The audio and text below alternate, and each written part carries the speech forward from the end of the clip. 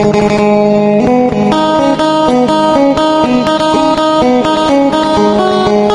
้ข่ายังพวกมันได้ข่ายังได้ข่าหีแต่ว่าจากที่เราเคยไปไผ่ตามผ่านหลากมาเลยได้ข่าหีเราเนี่ยน้อยเพราะว่าแก้วสัมพันธ์อันนั้นมันข่ายังไงมันจับซื้อพอบาทแก้วหลงซื้อผัวจากคอเดี๋ยวพอบาทนี่ยังเดียวดิตัวจับซื้อเราหลงแล้วล่ะโอ้เราซื้อเราพี่เดี๋ยวนี้เขาไม่ได้ยินเขาบอกว่าไปโอ้งั้นโลกนี้อย่าลบไปลบมาแล้วไปสั่งเขาสั่งเดี๋ยวนี้กูว่าพ่อผู้สาวก็จริงอยู่ว่าพ่อผู้สาวนั่นดีเด้อกูสีบอกเด้อใส่เสื้อลายของกูเด้อเดี๋ยวนี้มีลูกเลยดิเอามีลูกแล้วมีลูกต้องลูกเอาเพิ่นเป็นผู้สาวตอนไหนล่ะบัดไว้เดี๋ยวนี้กูพ่อปั๊บแล้วก็มีลูกปุ๊บโดดน้อยเลยน้อยดูมีว่าได้สั่งสเต็กกูลูกให้ใครก็รับผมที่ลูกว่ามีกันเป็นคู่นี่แหละว่าเป็นจังสี่บัดนี้มาเนี่ยไปถามได้ขอจะเป็นไผ่มาได้ใส่ซื้อเสียงเนี่ยหน้าบ้านจังใหญ่อ้าวก็ฆ่าขัดมึงกูเหลือหมูเหลือใจว่ากันคนบ้านเศร้าบ่มวนจะซื้อจังไหนซื้อแต่ว่าจังไหนบอกเขาได้โดยด่วนซื้อใครดีบอกจักเอาถามซื้อจังไหนจะมาจักเลยนี่แล้วถึงจะถูกชกขี่ม้าซื้อเจ้าหันซื้อก็ซื้อกูเลยมันซื้อพอมึงดอกซื้อกูเลยซื้อว่าจักไม่อยากพิกันสลับซื้อเท่าจักผักหัวผักแกงมันเว้ยซื้อพ่อแม่คุณซื้อจะตั้งซื้อมาบัตรรับใช้ซื้อให้สั้นดิน่าสกุลนี้อย่างบัตรบอกแล้วอย่างบอกอย่างไปทางน่าสกุลจะมาบอกแล้วเอาคุณจะบอกไปตอนไหนจักจะบอกไปตอนไหนน่าสกุลจักกูเสียเตะปากอีกซะเนาะไปทางมาซื้อน่าสกุลจะจังไหนจะแค่ว่าบอกจะบอกไปตอนไหนซื้อคนเองซื้อบักจักน้ำสกุลบอกแล้วมีหายอกมึงโอ้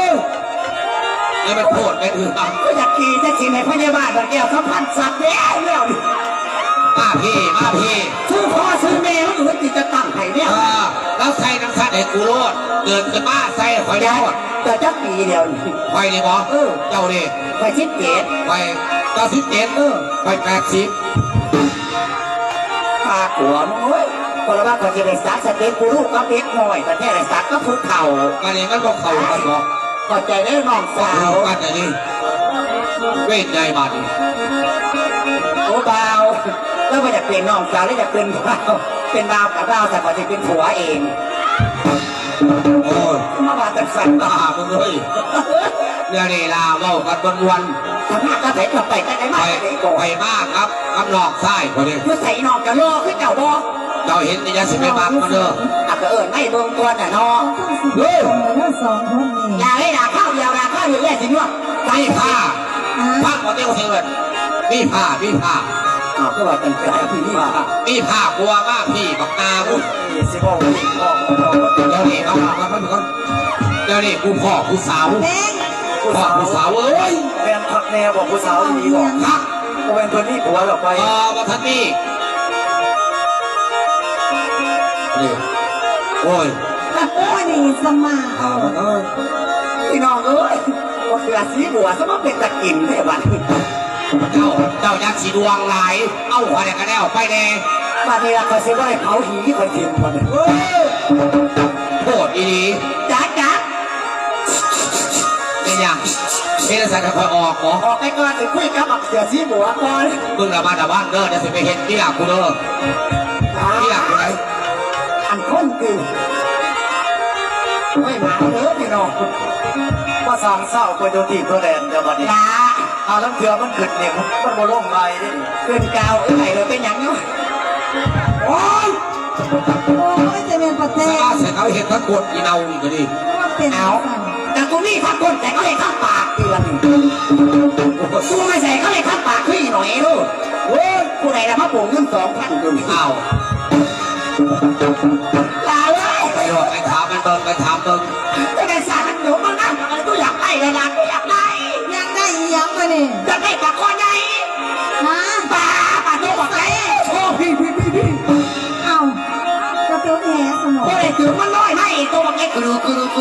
มากมันต้องกระจับไปต้มเดี๋ยวเราใช้เครื่องจะไปจับมันนะ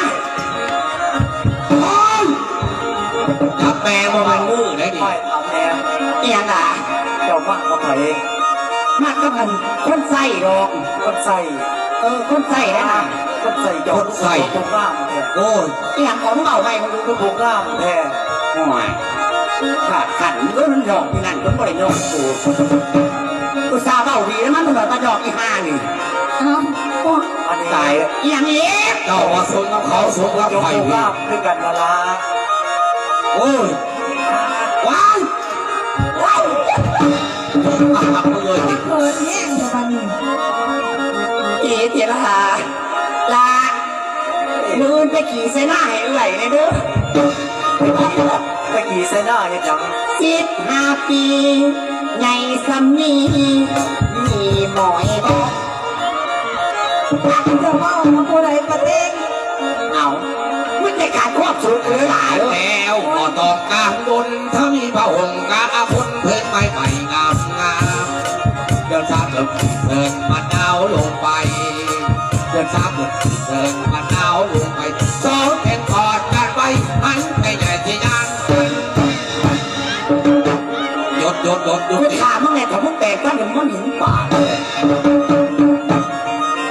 เป้าเนี่ยนี่ มึงเข้าไป ก็ไล่หรอกกู มึงเข้าไปกวดการสภาพมึง ลาจ้ามันนี่จ้า เจ้าสิไปใส่ ข้าก่อนไปสอนด้วยหรองนั่นเลยนะ ไปสอนไปอยู่หกบกของมันจะได้หกเรือ ห่วย ไป ก็ เขาไปอยู่ เสือแดงก็อยากไปนั่ง เสือแดงกับเนี่ยคอยกันเนี่ย ว้าวลา อ่า เอ้ยจริงว่าไอ้นั่นไปสอนนี่ว่าไอ้บางอันสอนหัวสอนชิ้นสอนเพราะอะไรกินแล้วด่าเด้อ โอ้ยสอนเต็มอยู่บ่ได้ คงเป็นกันอยู่ว่ามันเด้อว่าจะไหนล่ะหัวเก่าเนี่ยก็ได้จัดจะเบิดขึ้นมือกันนี่นี่หางบอกโอ้เล่าจะไหนก็บ่รู้เด้อบ่หน่อยเลยหน่อยเอาหัวเก่าไปเล่านี่นี่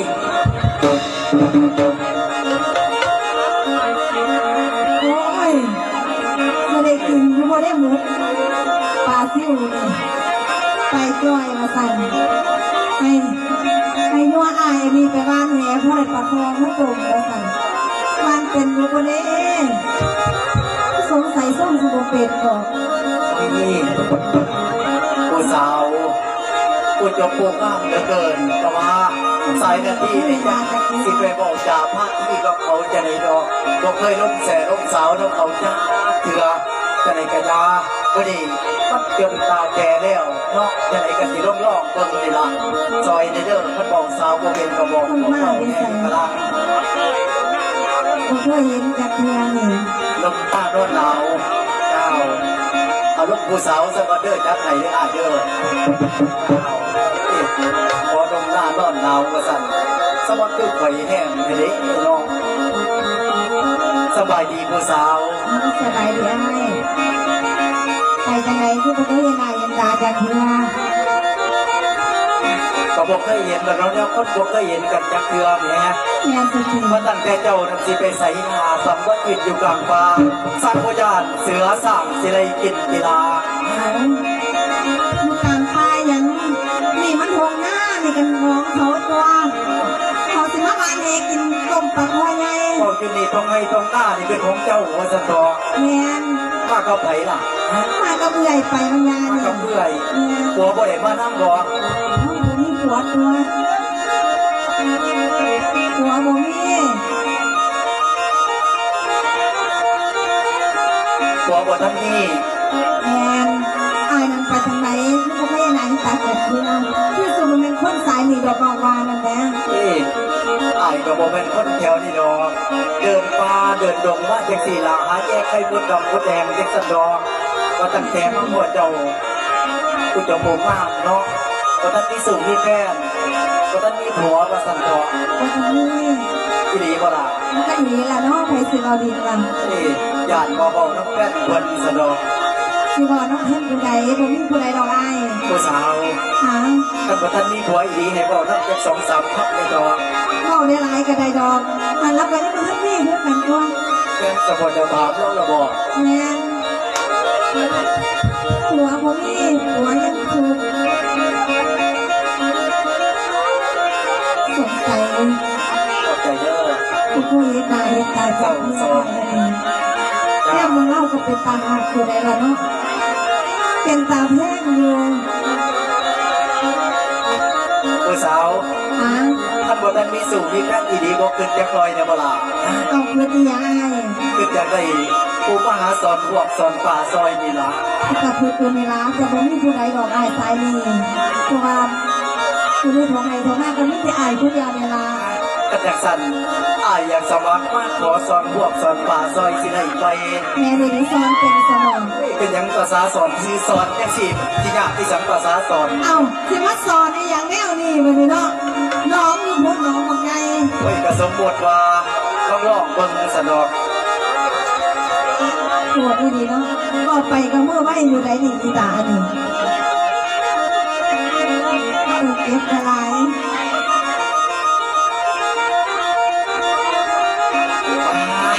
ผู้สาวผู้เจ้าโกงามหลายจะไหนก็ยาบ่ดีสิเว้าให้มันแซ่บๆอยู่ในหัวใจของสายนาทีเบิ่งซะก่อนนะบ่ดี โอ้ไปทำวันแทน ยับมาใกล้ๆพี่หา เอาใกล้ๆนะตัวนี้เนาะ ยับมาใกล้ๆให้สู้จักบาทแน่ เอาที่สู้เห็นอย่างวันนี้เจ้าไหนคือเตงมากเจ้าไหนที่บอกที่แม่ ผู้ นะ เจ้าโก เจ้าง ของ ามน้องมันกดบ่ได้ดอกมันอยากสู้เจ้าคนบ่เคยสู้จักเทื่อ แม่ส พว อก น ซื่อๆนะว่าสู้ในจักบาท สิสู้จะไหนก็ท่านอยู่จากกัน ดู แม่ เต่าเราบ่บ่ได้ โอ้ย เจ้าโกงามเอาหาย เอาบอกอย่างมากก็บอกเจ้าน้อยคนสิไปบ้านเทกำลังใช่คนสิสิบ่ได้ปากคองมาตบ เราไป แม่ ต่อบอกกันสักวัน เอาบอกมาโดนไอ้ บาบาดีฟังก่อนสาวนังฟังอยู่ ลาสายสิวต่อน้องลาย้ำสิวต่อน้องแม่เรื่องของสาวคนไทยนี่แหละ บอกมาโดนไอ้ โอ้ยสาวงามสวยใส่ไรถือกระใจน้องคนได้ ไปสิมาหาหยองไว้ ก็ได้ยอมผู้เจ้าผู้งานที่ดีตลาด เป็นตัวเป็นคนที่ลายประจำเป็นแบบนี้สิบาบบอก ลาดังหน้าเขาขาว โอ๊ย สิบ่าว เอ ปัด อก็ได้อีเลยนี่พนาหน่อยนี่โอ้ทีนี้ เพราะว่าจังสันน้อยก็น้อยแต่นาเด้อเนี่ยอื่นบ่ได้น้อยเด้อ เอาบริไม้เขามาแล้วอื่นไม่ยังบ่ยังไม่ยังบ่หน่อย แกนสอบเจ้าขึ้นเด้อลาดังเอ้ยหน้าเขาขาวสาวคนนี้พาพี่เจ้ากับขอนางเอ้ยนางนางเอ้ยนางแม่นเจ้ามาทำแต่หอมอยู่ทางกำดอกทินไหล อยู่บ้านแก้วสัมพันธ์นี่ล่ะ แกนสมอ แมน ก็เสียดอก เอาบ่เสียจะไหนเราเพื่อเห็นสติ บ้านแก้วสัมพันธ์อยู่กับ ฮะลาเอ้ยแม่นยังบ่ได้เป็นไปได้บ่ เอาผู้เป็นอย่างเดียวนี่ แม่ที่สังจะบอกแม่ ผู้ยังได้จับจะบอก จังไปได้ อาขวามึงเอ้ย ก็บ่เป็นแม่ บักจักมันไก่มาเท่านี้บ่บักจักนะ เอาเห็นแล้วแบบไปจังสี่มันได้นี่แล้วไปโพกไปจังสี่ จะไหนจะตัวแก้สิแก้เสือผู้นักกระเด็นฝากู โอ้ยก็ให้มันเรียบร้อยเมียนให้มันเรียบร้อยจังถ้าพาปู ไม่ทำเงี้ยละบ้า ถ้าอายเนี่ยผมเรายืนอยู่นี่นี่ ก็อายหรอกอีหน่อยมันผ้าเฮ็ด โอ้ยเป็นจังสันเป็นมาเขาคนเน่าคนใหญ่ผู้คนกันนี่ พอสร้างเหตุเป็นจะส่งดวนพะโล่ในวันนี้ผู้สาว เมียนเลยดี ผู้สาว เป็นอย่าง เห็นทุกคนนี่เป็นอย่างเพราะว่า โอ้ นักร้องบนจะเป็นอย่างมันแล้ว จะเป็นสายบ่เต้งเสียหน้าเสียใจบางคนบ่เต็มบ่ได้ดอกจะสุดซ่าแล้วพออาย กระสังดอกก็ได้ถือสร้างออก จะสุมาอีกเด้อบัดนี้ ลาดังเอ้ยหน้าเขาขาวสาวคนนี้พาพี่เจ้ากับของแฟนเจ้ามาตั้งแต่ห้องอยู่ทางกำกับพินใด ยังใกล้ๆนี่นะ ลาดังเอ้ยลายับเข้ามาใกล้ใกล้ โอ้ยเสด็จจับมือไปแล้วเด้อบัดนี้เด้อจับไว้ซะบ่ ยับเข้ามาใกล้ใกล้กับใครเนี่ยน้องสาวนี่ จับ แห ไว้ ละ เลยยังได้ใจเด้อนี่ เป็นจะส่งยานพะโล่ก็เคยจักเทือสมลา เ ไอ้สู้แต่จักบาทซะเป็นอย่างคนที่แห้ง โอ้ท่านใหญ่สู้เลยเนาะบ่แม่นเอื่อยบ่ได้สิไปบางยานนี่ ไอ้สู้ซื้อๆมันโดนเปื่อยดอก บ่เปื่อยดอกกะยานเนี่ยสงสัย สู้ จับ แน่สู้แน่ สงสัยจับมานี่หลายคนมาเลยนี่ ก็ได้จับผู้ใดดอกเห็นตั้งแต่เจ้านี่เลยจะจับแต่เจ้านี่ละ คือบ่เชื่อดอก ก็ปูงามแต่เป็นแต่จับเพราะเราจับจักบาทเท่านั้น จับไปมันถือแม่ล่ะ ลาดังเอ้ยหยอกเข้ามาใกล้ใกล้หยอกเข้ามาใกล้ใกล้กับให้แน่น้องสาวนี่แหละ จับไก่เลยนี่แน่บ่แม่น โอ้ยถือว่าเป็นคนลาวสิรักกันดอกคือน้องลาเจ้าพูดท้องคำลานคือสิบีสมพานพาลาหล่นคนนำของยามเมื่ออายแล้วก็จงว่าปุกขบาคือสีสมแล้วยิ้มบ่เป็น ไอ้จะเป็นปากหวานนี่ดีเนาะ ก็เลยปากหวาน ปากหวานเลยคือบ่มักลองเป็นเท่าบัดนี้ เอ๊ะก็พอเป็นมากเป็นสี่อีแกเอ๊ะ ผมบอกแกสำคัญคือว่าปากหวานจะสิถูกคนบ่เนาะ แต่บอกนั่นเนี่ยพอกินเขา3 มื้อแล้วอิ่มเอ็มตั แม่ ว สมองตัวยานี่นาหน่อยก็นี่อยู่ลาดังเอ้ยลาเพราะแต่ว่าน้อยน้องสาวคนงามอยู่กลางป่าสั่งมาคือดอกป่าไปแต่ดอกแตงโลก โอ้ยเบาอีดีเลยแม่ ลาดังเอ้ยบอกว่าบ้านอยู่ทรงน้อยอยู่ทรงบ้านป่าขาดอนนี่แหละลายังบ่มีเป็นสองที่หวังเตรียมดอกเทียมน้อง แม่ดีเนาะ ลาดังเอ้ยลาย้ำไปดอกมาตองในหัวใจน้องคนที่นางหรือนางทำมาเอ้ยทำไปนางคันผู้ดี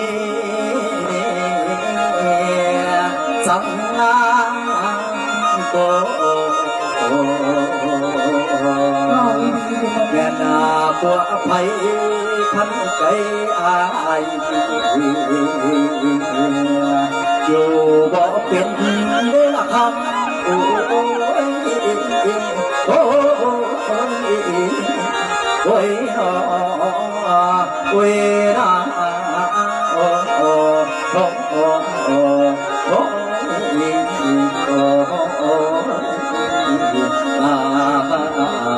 งานอยากรู้ว่าคุกกว่าท่าน สูตรมาได้มาหอมมาดูจะนี่หอมจะบาดเป็นอะไร เอาซะว่าท่านเป็น หล มา อก เอาไว้จังสี่เป็นตาอันยัง เช่นบอกยังสี่เสียหอมดีก็ได้หอมดอกหยอกที่ซื้อ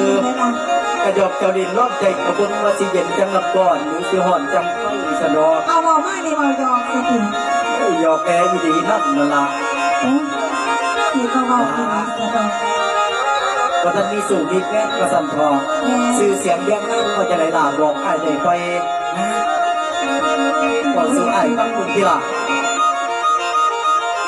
ลามานี่ละพี่เอ้ยพี่ลาปังอาจาอ่อนสั่งมาบัวนาอยู่ในใจได้นอน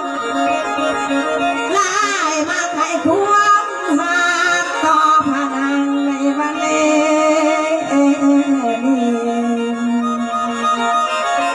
ลาคือใส่มีรอใจให้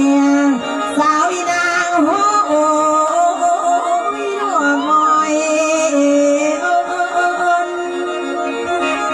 ตอนนี้อีดีตัวละ แม่ดีๆส แม บาย น ท่านบอกว่าแม่ผีแก่ค่ะท่านหลงคือบอก ตัวยันดอกตกระลก เอาว่ายาดี ดอก ส เค บาย ยตกระลกสมอ เอาบอกด้วยจะเถื่อนละน้อยได้ยินแต่พลา ไอ้คนตีตัว เฮ้ยจะสิมาตัวได้ด้วยสิว่าบ่บอกอันนี้ละพี่เอ๋ยเพียงละพอได้ฟังน้ออายเบาหัวใจคอยดอกอ่อนลอย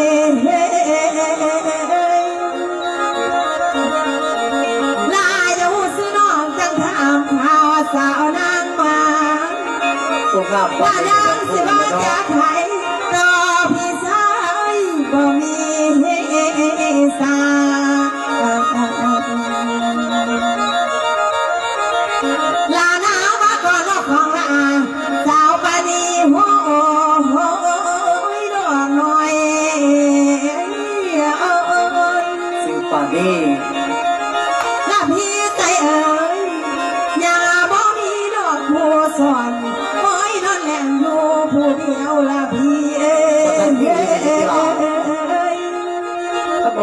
ซะเป็นหยังอ้ายว่า เอาหยัง เอากับอ้ายซะเป็นหยัง คอยจะสิบอกหลายตัวเลยถูกเมียอยู่บ้านสิเป็นใครซะ ลูกเมียอยู่ใส่บ่ทันนี่จ้าเถื่อ ให้บอกดีตี แม่น ไปสิตัวกันเลย นับตั้งแต่เกิดได้ใหญ่มาเป็นเบาเป็นซ้ายหาแม่งวันไม่มีชีวิตซ่อนก็ยังบ่ทันมีสนอก โอ้ยแมนสมอง บ่ทันมีจักเถื่อ เดี๋ยวบอกกับหูสิเหลืองนี่เขาว่าคนมีเมียอะไรนี่ มาสั่งของไปจัก เขา สั่น ได้ยินบอกอ่านว่าผู้ใดจะเป็นผู้ใดคนมีลูกมีเมียโกหูสี มันแม่นอยู่บ่บาดนี่บ่แม่นดอก เอา บ่ บ่ ทั แม่ นมีบ่ทันมี อ่าน หูเหลืองนี่เขาป่ายุ่งกัดไหล โอ้ไปนู่น แม่น อันนี้ละพี่เอ้ยพี่ ว่าจะไหนเนาะ ลาดทันไอ้ว่าบ่แน่พี่แกเขาเนื้อลง นี่สิบอกคือตา อย่าย าก อย่ามาตัวไอ้สาวนั้นได้คิดนำถูกแม่แง่สา ก็ ว ได้ตรวจทุกสิ่งทุกอย่างบอกว่าที่ยวนเดียวจะออก ลาดทันบ่มีเมียสอนมานอนน้ำนอกเพียงกอมานอนเพียงกอมลาพี่ใส่เอ๋ยลาทาบ่มีน้องหัวซ้อนยับมานี่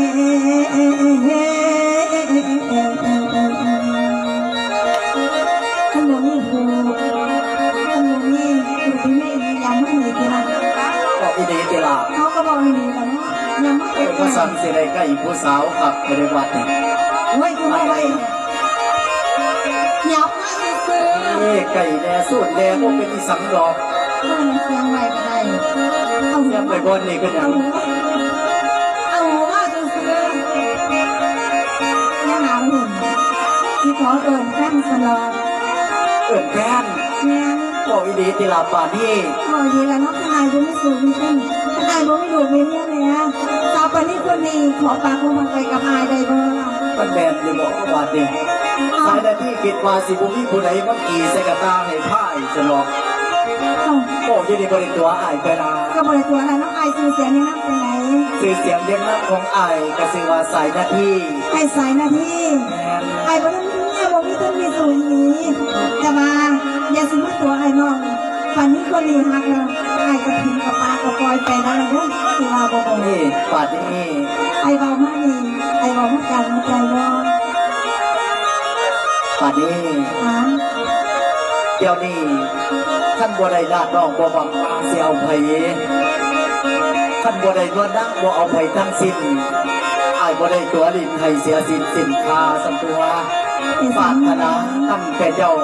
อายเดิมทักตั้งแต่เจ้าจังมาก็ต่อพนักสันตัวป่านนี้ เป็นบ่อีดีสักอย่าง บอกหลายครั้งไม่ยังสิบ่เสือสักบ่ ถ้า ป่าน เป็ นี้ นว่า ก็ ไอ้ ได้ บ่ ดอก อีดีวันนี้เองที่พาไอ้นั้นไปหาอีเมลมื้อนี้หากินข้าวปลาน้ำกันนี่ล่ะ อีดีบ่ล่ะ มันก็อีดีแหละเนาะนึกว่าไอ้บ่ไปก็จะยา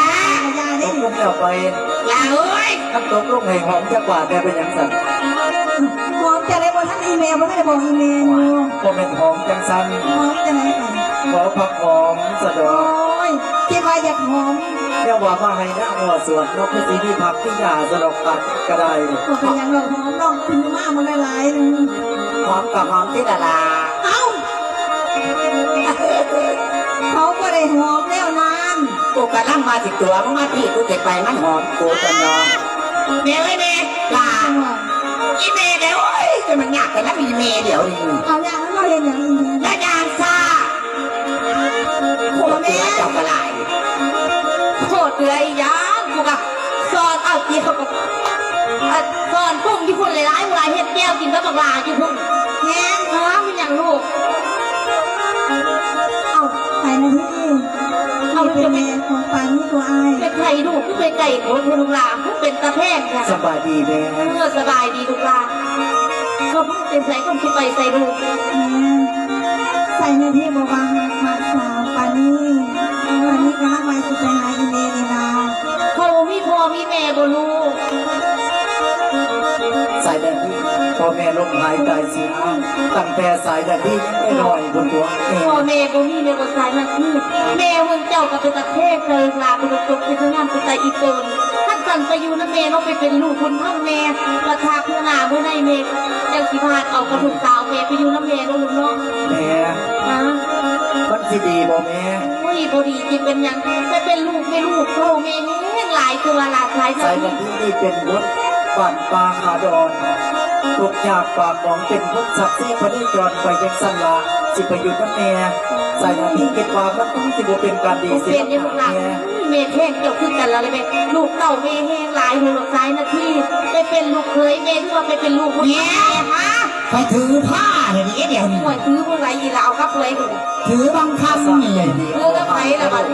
เอาก็ปักจ๋าเพื่อเดียวก็ถึงไงแล้วคอยก็พ้นถือผ้า เขา ไว้ บอก ขึ้น กันแล้วเขามียังก็ไปบอกกันในเรื่องเมย์ไปเป็นลูกคุณถ้าเมย์ไปผูกแขนเลยถ้าเป็นลูกเคยแม่ผอมมาหลานเนาะไปก็สั่นเปล่าไปดูหลาน ไปเต้ยเพื่อนแม่ขอเต้ย สายนาทีมันสิติดต่อ 3-4ก่อนนะเพื่อนแม่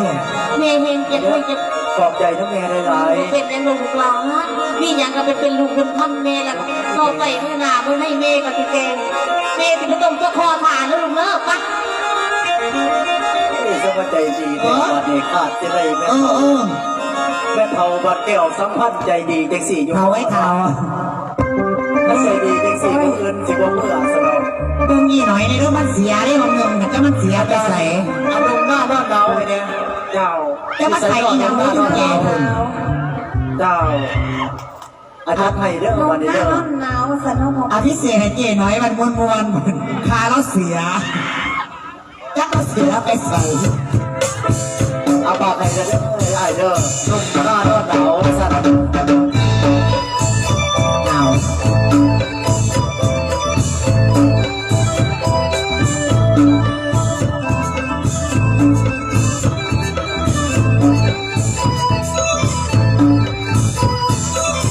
โ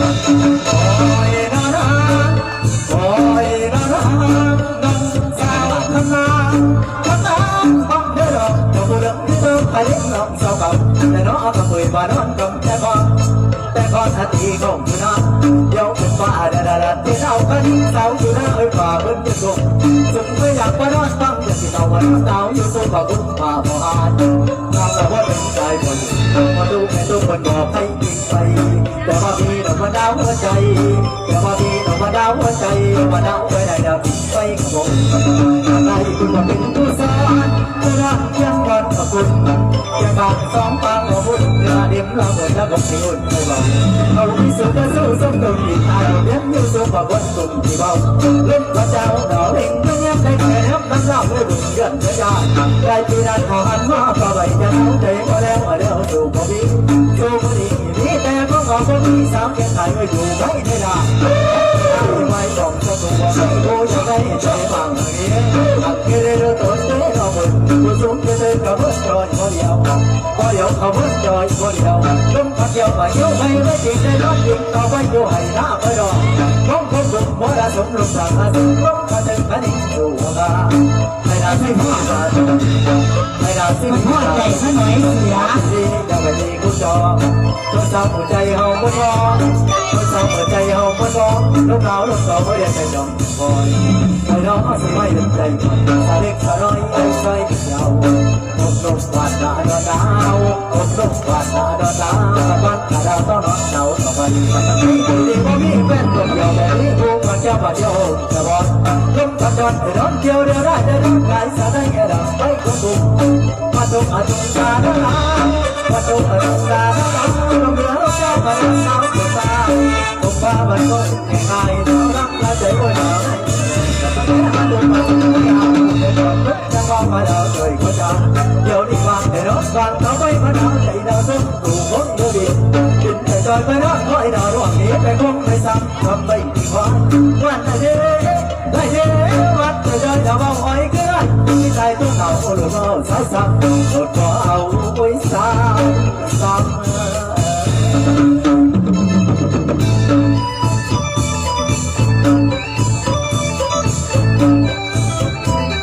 เอาต่อเลยนะเอกสาวเพ่งสีบัน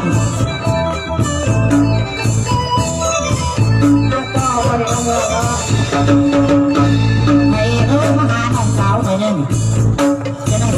องกระทุ่มฟ้าให้ตัวมึง เอาให้ก่อนวันทางมานี่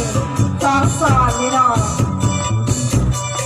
อากอดกอดข้างมาเป็น วันนี้เราหนาวบอกพี่ครูก่อนวันทางไปก่อนเด้อ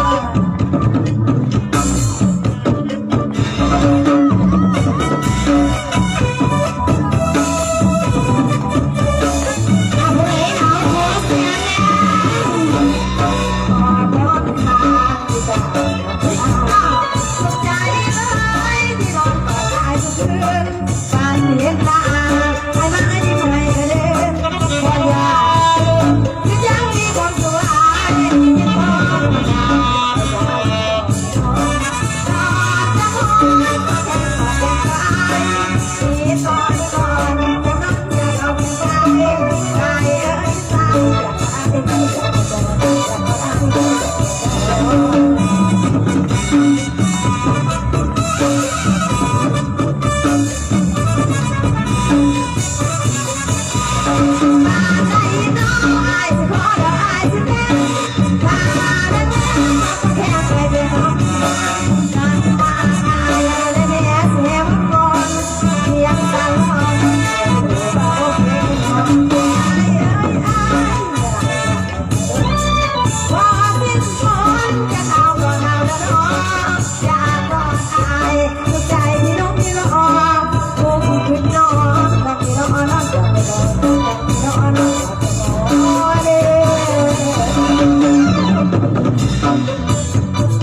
พิเศษเก๋ลาเธอมาจากสุขุมาน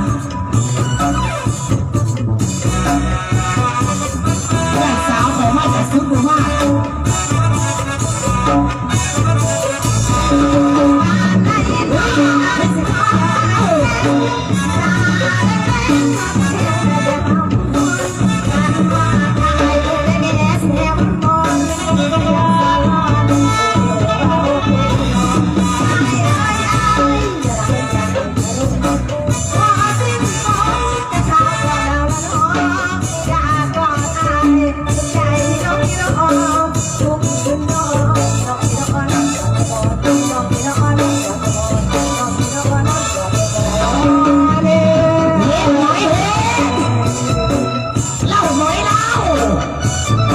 เอาอะไรนะนุ่ม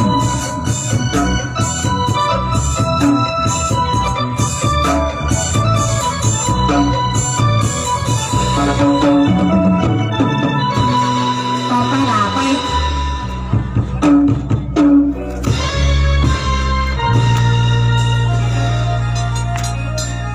วาดดีผูกว่าเอ๋ยโจโตไว้ในทานดีไว้ดีก่อนซะแล้วตอนละผมนั้นสิกวงกว่าละวาดดีให้พี่น้องผมกับสำหรับการเจ้าหน้าที่ถึงเวลาแล้วเจ้าหน้าที่หักษาการ